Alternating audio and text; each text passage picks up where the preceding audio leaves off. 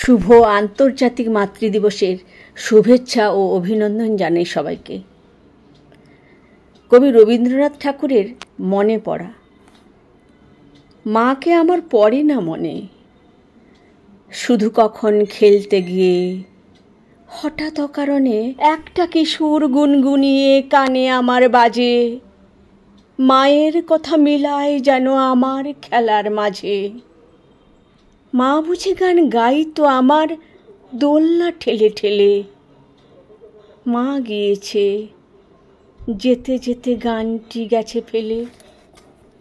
মাকে আমার পড়ে না মনে, শুধু যখন আশ্বিনেতে ভোরে শিউলি বনে শিশির ভেজা হাওয়া বেয়ে ফুলের গন্ধ আসে, তখন কেন মায়ের কথা আমার মনে ভাসে। কবে বুঝি আনতো মা সেই ফুলের সাজি বয়ে, পুজোর গন্ধ আসে যে তাই মায়ের গন্ধ হয়ে। মাকে আমার পড়ে না মনে, শুধু যখন বসি গিয়ে শোবার ঘরের কোণে, জানলা থেকে তাকাই দূরে নীল আকাশের দিকে, মনে হয় মা আমার পানে চাইছে অনিমেষে।